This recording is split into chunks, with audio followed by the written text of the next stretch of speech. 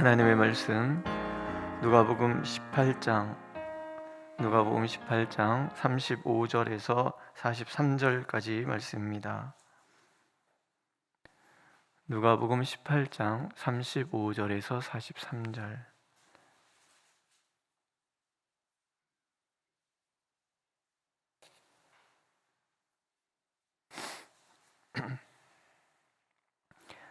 우리 한 목소리로 읽겠습니다. 35절. 여리고에 가까이 가셨을 때에 한 맹인이 길가에 앉아 구걸하다가 무리가 지나감을 듣고 이 무슨 일이냐고 물은데 그들이 나사렛 예수께서 지나가신다 하니 맹인이 외쳐 이르되 다윗의 자손 예수여 나를 불쌍히 여기소서 하거늘 앞서가는 자들이 그를 꾸짖어 잠잠하라 하되 그가 더욱 크게 소리질러 다윗의 자손이여 나를 불쌍히 여기소서 하는지라. 예수께서 머물러 서서 명하여 데려오라 하셨더니 그가 가까이 오매 물어 이르시되 내게 무엇을 하여 주기를 원하느냐. 이르되 주여 보기를 원하나이다. 예수께서 그에게 이르시되 보라 내 믿음이 너를 구원하였느니라 하시매 곧 보게 되어 하나님께 영광을 돌리며 예수를 따르니 백성이 다 이를 보고 하나님을 찬양하니라. 아멘. 성도님들께서 경험하셨듯이 살다 보면 아무리 해도 안 되는 것들이 있잖아요.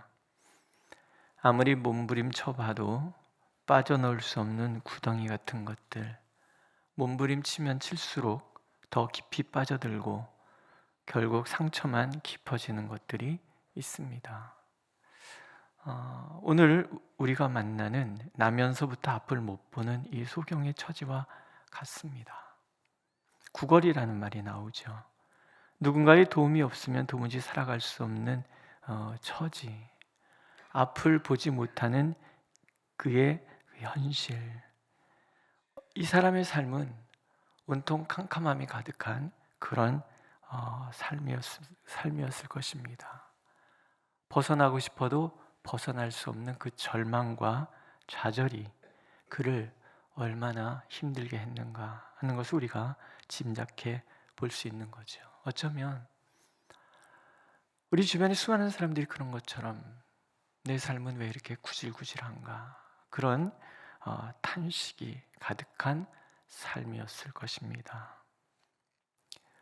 오늘을 살아가고 있는 우리의 삶 가운데 찾아오는 내가 어찌해 볼 수 없는 그러한 절망들이 우리를 가로막고 있고 둘러싸고 있다는 것, 그것이 어쩌면 죄악된 세상을 살아가고 있는 우리의 현실인 거죠.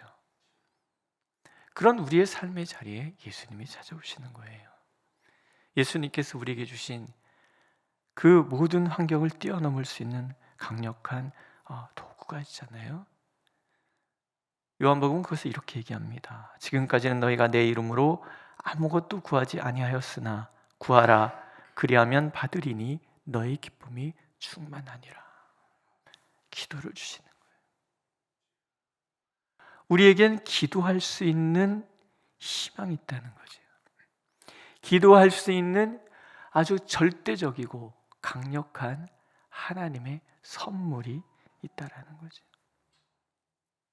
사방이 꽉 막힌 것 같은, 아무리 몸부림쳐봐도 나올 수 없는 어떤 깊은 수렁 같은, 몸부림치면 질수록 더 깊은 절망으로 빠져 들어갈 수밖에 없는 우리의 삶의 현실, 그 자리에서 하나님은 하늘을 바라보고 부르짖으라는 거예요. 그래서 로마 속담에는 하나님은 사방이 꽉 막혀 있을 때도 하늘의 문은 닫지 않으신다, 그런 속담이 있다고 그럽니다. 그럼 어떻게 기도하는가? 오늘 우리 이 사람을 통해서 우리가 배우는 것들이 있는 거죠. 첫 번째, 믿음을 가지고 외치라. 우리가 기도할 때는 믿음으로 외치는 거죠. 소경이 묻습니다. 무리들의 소란스러움이 아마 평소보다 더 크게 다가왔는지 모르겠습니다. 이 무슨 일이냐? 사람들이 나사렛 예수가 지나가신다. 그 소리를 듣자마자 소경이 부르짖는 것이에요. 다윗의 자손 예수여 나를 불쌍히 여기소서. 다윗의 자손이란 말, 이 말은 메시아라는 다른 표현이죠. 그가 이렇게 외칠 수 있었던 것은 들었기 때문입니다. 오고 가는 사람들의 이야기 속에서 소문은 들었고 그 소문이 이 사람에게 어쩌면 소망을 주었을 거예요. 앞을 못 보는 그가, 누군가의 도움 없이는 어디도 찾아 나설 수 없는 이가 이 소망을 실현할 수 있는 방법은 기다리는 것밖에 없는 거예요. 이분이 이 앞을 지나가는 그때만 기다리는 거죠. 왜? 그에게는 예수는, 소문으로 듣는 그분은 다윗의 자손, 이스라엘 백성이 기다렸던 메시아인 것이 분명하거든요. 그분이 지나가시는 거예요. 부르짖는 거죠. 얼마나 시끄러웠으면 그 소란스러운 와중에도 사람들이 조용히 하라고 핀잔을 주신단 말이에요. 그러나 더 크게 소리 지르는 거예요. 왜? 이분은 하실 수 있으니까. 이 구질구질한 삶에서 벗어나게 하실 유일한 방법이고 유일하신 분이시니까. 그 소리가 주님께 들리는 거예요. 주님이 데려오라 그러죠. 물어보십니다. 내게 무엇을 하여 주기를 원하느냐? 오늘도 우리가 하나님 앞에 나와서 기도할 때 하나님 질문하시는 거예요. 내게 무엇을 주기를 원하느냐? 우리가 하나님은 모든 것을 하실 수 있다. 하나님만이 우리를 불쌍히 여기실 수 있다.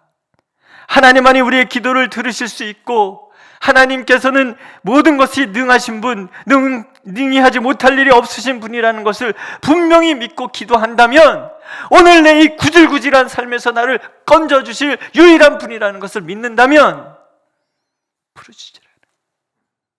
그러면 하나님 반드시 물어보실 거예요. 내게 무엇을 하여 주기를 원하느냐? 자, 오늘도 하나님 물으십니다. 나에게 묻습니다. 내게 무엇을 하여 주기를 원하느냐? 무엇을 하여 드리기를 원하십니까? 수경이 대답합니다. 주여, 보기를 원하나이다. 평생의 그의 삶이, 평생의 그를 짓눌렀던 이 캄캄함, 주여 보기를 원합니다. 예수님이 대답하시죠. 보라, 보라, 보기를 원합니다. 보라. 믿으십니까? 오늘도 우리가 하나님 앞에 구할 때 하나님은 답하시는 거예요. 보라, 되라, 이루라, 가라, 일어서라. 수많은 하나님의 명령들이, 복음서에 담겨져 있던 주님의 그 모든 명령들이 우리를 향할 때 우리에게 놀라운 일이 일어나는 거죠. 내 믿음이 너를 구원하였느니라. 기도는 그저 폼으로 하는 거 아니잖아요. 기도는 응답을 전제로 합니다. 하나님께서 내게 무엇을 해주기를 원하느냐 질문하실 것이라는 것을 전제하는 거예요. 우리가 소리쳐 하나님을 찾으면 반드시 오셔서 내게 무엇을 하여 주기를 원하느냐 말씀하시고 우리가 구하는 그것을 이루시는 하나님. 오늘도 하나님은 그 믿음으로 하나님 앞에 간절히 기도하기를 원하십니다. 그러면 오셔서 질문하시고 반드시 답해 주시겠다고 약속하십니다. 두 번째, 기도는 장애가 있다고 주저앉아서는 안 된다 말씀하시는 거죠. 기회가 왔을 때는 잡아야 되는 거예요. 기회를 놓치지 않으려면 절박함으로 부르셔야 된다는 거죠. 앞서가는 자들이 그를 꾸짖어 잠잠하라 하되, 여기서 꾸짖는다는 말은 그리스 문법으로 미완료 시제라고 그래요. 미완료 시제라는 것은 계속 되는 것을 얘기를 해요. 잠잠하라 이 말이 야 조용해 이게 아니라 조용해 계속 그렇게 얘기하는 거예요. 내가 기도하면 조용해, 떠들지 마. 내가 하나님 앞에 나간다 그러면 가지 마. 뭐하러 나가? 끊임없이 방해하는 거예요. 끊임없이. 그렇지 않겠습니까? 거지. 요즘 길거리에서 노숙하시는 분들, 구걸하시는 분들한테 여러분 정중에 나가서 90도인 사람은 아이고 얼마나 고생이 많으십니까? 제가 주머니에 이거 있는데 이거 다 드려도 괜찮으시겠습니다. 그래서 주세요. 그러면 황공무지로 쏘이다. 그러고 가는 사람이 누가 있겠습니까? 무시당하는 거죠. 장애가 있는 거예요. 그런데 그가 더욱 크게 소리질러 다윗의 자손이여 나를 불쌍히 여기서 여기서 크게 더욱 크게라는 소리 크게 소리질러라는 말도 미완료 시제예요. 야 조용해. 그럴 때마다 이 사람은 다윗의 자손이여 나를 불쌍히 여기소서 다윗의 자손이여 나를 불쌍히 상상해 가십니까? 야 조용해 다윗의 자손이여 나를 불쌍히 조용하라니까 다윗의 자손이여 나를 불쌍히 여기소서 조용히 하라고 다윗의 자손이여 이 장면이 이해가 되십니까? 제가 첫날 남을 의식하는 마음을 뛰어넘어야 된다고 말씀드렸죠. 기도에는 남을 의식하는 마음을 넘어야 돼요. 야 조용히 해 시끄러. 아이고 제가 사람들이 지나가는데 내가 방해가 됐나 보다. 아니에요. 네 죄송해요. 이러고 있으면 안 되는 거죠. 기회가 왔는데 그가 그렇게 기다리던 기회가 왔는데 그의 그 인생의 캄캄한 비참함에서 벗어날 수 있는 기회가 왔는데 가만히 있습니까? 오늘 하나님께서 여러분의 기도를 들어주시겠다고 오셨는데 여러분 죄송해요. 이 사람들이 많은데 뭐 그냥 저는 나중에 제가요 이 부목사의 시절 전도사 시절 이렇게 교회 부흥회로 오잖아요. 부흥회 오면은 강사 목사님이 오셔서 막 안수기도 해주고 막 그러잖아요. 근데 저도요 안수 받고 싶고 그분하고 얘기하고 싶고 뭐 이런 마음이 있는 거예요. 근데 저는 전도사고 목사니까 뒤에 빠져 있는 거예요. 사람들 다 할 때까지. 그럼 뭐 다 하고 나면 목사 해주나요? 안 해주지. 그냥 가죠. 부목사인데 세상에 부목사만큼 처량한 사람들이 어디 있는데요. 담임 목사님은 막 이러는데 부목사 우리 교회는 근데 김 목사님한테 굉장히 잘해주셔서 너무 감사해요. 당연한 건데 감사한 건 아니죠, 그죠? 뭐 그래요. 그러면 서운해요. 이렇게 부흥회 끝나고 나면 그렇게 마음이 서운하더라고요. 그럴 필요 없는 거죠, 그죠? 양보할 필요 없는 거예요. 나도 때로는 하나님을 만나고 싶고 은혜 받고 싶고 그런 이야기 듣고 싶고 그런 거잖아요. 따라해보세요. 양보해서는 안 된다. 네, 그렇지 않아요? 지금 내 문제 해결된다는데 양보가 내가 얼마나 절박한데, 그렇죠? 양보한다는 건 뭐예요? 그만큼 살만하다는 얘기잖아요. 기도를 시작하면 방해는 반드시 있습니다. 작정 기도를 하면 병이 납니다. 늘 하시는 분들도 힘이 들어요. 안 하던 분들이 할 때 병이 나요. 반드시 몸살이 나게 되어 있습니다. 감기, 열나고 힘들고. 안 하던 거 하니까 그래요. 안 쓰던 근육 쓰면 왜 근육이 아프죠? 똑같은 거예요. 보통 3일 정도 지나고 날 때부터 오지 않나 싶어서 그냥 2주 정도 가더라고요. 근데 한 3주 정도를 견디시면 체질이 바뀝니다. 이게 기도 체질이라고 그래요.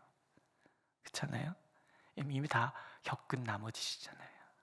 마귀가 제일 좋아하는 말이 뭔지 아세요?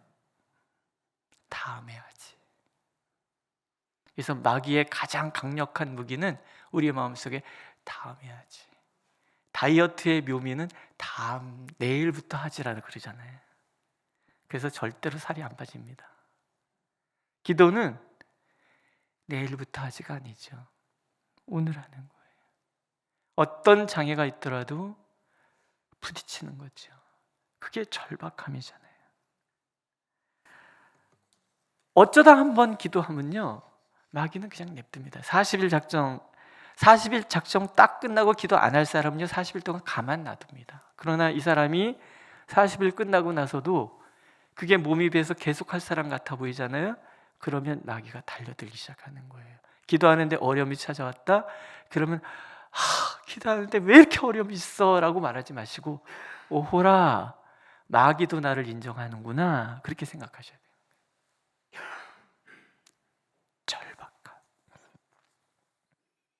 기도는 마귀가 더 이상 손 쓸 수 없어서 손을 놓을 때까지 힘을 써야 합니다. 하나님은 거기까지를 원하시는 거예요. 답을 못 해주셔도 아니에요. 능력이 부족하셔도 아니에요. 우리가 하나님과 깊은 교제를 나누는 사람이 되기를 원하시는 거예요. 우리의 마음이 하나님의 마음에 닿아서 하나님의 마음과 내 마음이 일치되기를 원하시기 때문에 그러세요. 믿으십니까? 그 다음에 영광은 하나님께 돌리는 거죠. 곧 보게 되어 하나님께 영광을 돌리며 예수를 좇으니 백성이 다 이를 보고 하나님을 찬양하니라. 보라 하면 보는 거죠. 근데 그 다음이 중요하잖아요. 이 사람이 하나님께 영광을 돌립니다. 그리고 예수를 좇습니다. 이 사람의 목표는 눈을 뜨는 데 있는 게 아니었다는 걸 알 수 있는 거죠. 그렇죠? 이 사람은 예수님을 좇고 싶은 거예요. 이 사람이 평생 소원이 뭐겠어요? 내가 내 의지로 가고 싶은데 가는 거예요. 우리가 죄악에 빠져 있다는 것은 다른 거 아니에요. 내가 스스로 무엇인가를 할 수 없는 상태에 있다는 거죠. 그런데 하나님을 만나면 우리 스스로 움직일 수 있는 힘이 생기는 거예요. 이제는 수동적이 아니라 능동적으로 바뀌는 거죠. 적극적으로 예수님을 따라가는 게 보이니까. 뿐만 아니라 하나님께서 우리에게 응답하실 때는요, 하나님께 영광을 돌리는 거죠. 이 감사라는 게 그런 것 같아요. 문득 그런 생각을 한 적이 있어요. 저는 교육전도사 때부터 뭔가 이렇게 목회가 막히는 적이 없었어요. 교육전도사 어디 가야 되겠다고 해서 이력서 내본 적도 없고, 전임전도사 이력서 내본 적도 없고, 부목사 이력서 내본 적도 없고, 담임목사 이력서 내본 적도 한 번도 없어요. 예언 참된교회 올 때도 이력서 안 내고 왔습니다. 저 이력서 낸 적이 없어요. 하나님이 알아서 다. 혼자 생각해 봐요. 난 얼마나 목회를 술술술 잘하는 사람인가? 그런데 나는 하나님께 얼마나 열심히 기도했는가, 감사했는가, 그런 생각이 들죠. 오늘 하나님께서 우리에게 해주시는 모든 일들은 선함입니다. 믿으십니까? 요새 그 생각을 자꾸 해요.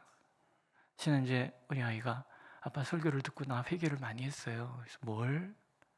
감사를 하는 것 같아요. 그래서 지금 요새 매일 감사하고 공부를 한다고 그래요. 그래서 제가 되게 제가 은혜를 받아서 그렇지, 감사. 오늘 제가 여기 있는 것 자체가 감사잖아요. 그렇잖아요? 예. 이렇게 귀하신 분들과 함께 신앙생활을 같이 한다는 건 감사잖아요. 제가 오전 예배 때는 한번 말씀드렸는데, 예수를 잘 기도를 많이 하시는 분들의 특징, 3가지 특징. 첫째, 예뻐. 그렇죠? 제가 얘기 한 번도 안 드렸나요? 얼마나 뵙겠지. 제가 눈이 자꾸 아파요. 이렇게 눈이 부셔갖고 이렇게 예뻐. 그리고 예수님을 만났으니 바빠요. 그리고 기뻐요. 왜 산버가 있다 그러잖아요. 예, 한번 해보실래요? 시작. 예뻐, 바빠, 기뻐. 예, 감사죠. 감사. 모든 사람이 찬송하는 거예요. 내 삶이 전심으로 하나님을 찾으면 구질구질하던 내 삶이 하나님의 영광이 가득한 삶이 되면 나만 기쁜 것이 아니라 주변 모든 사람들이 찬송하게 되는 거예요. 우리가 그런 삶을 살기를 하나님께서는 원하시는 거죠. 처음으로 돌아가서 내가 어찌해 볼 수 없는 막막함이 나를 찾아올 때 있어요. 하지만 그때 하나님이 우리에게 주신 소중한 선물, 기도를 하면 하나님은 오셔서 질문하실 것이고, 그 질문에 우리가 답을 하면 하나님 반드시 응답해 주실 거라는 거예요. 그것은 나의 찬송이면서 모두의 찬송이 될 거라는 거죠. 오늘도 하나님은 우리가 감사할 응답을 주실 것입니다. 그래서 나를 통해서 주변 모든 사람들이 하나님을 찬송할 수 있도록 만들어 주실 것입니다. 오늘도 그 하나님을 만나고 일어서시기를 주님의 이름으로 축복합니다. 기도하겠습니다. 참으로 존귀하신 하나님께서 우리와 함께 하시니 감사를 드립니다. 우리의 삶의 처지가 어떠하든지 간에 때때로 우리를 감싼 어둠 때문에 캄캄할 때도 있지만, 그럴 때도 주님께 기도하기만 하면 응답하시는 하나님께 감사를 드립니다. 주여, 우리가 여기 있사오니 우리를 새롭게 하여 주옵소서. 그리고 우리의 모든 삶이 우리의 찬양이 되는 것뿐만이 아니라 주변 모든 이들의 찬양이 될 수 있도록 하나님 은혜를 베풀어 주옵소서. 예수님의 이름으로 기도드렸습니다. 아멘. 하늘에 계신 우리 아버지, 아버지의 이름을 거룩하게 하시며 아버지의 나라가 오게 하시며 아버지의 뜻이 하늘에서와 같이 땅에서도 이루어지게 하소서. 오늘 우리에게 일용할 양식을 주시고 우리가 우리에게 잘못한 사람을 용서해 준 것 같이 우리 죄를 용서하여 주시고 우리를 시험에 빠지지 않게 하시고 악에서 구하소서. 나라와 권능과 영광이 영원히 아버지의 것입니다. 아멘.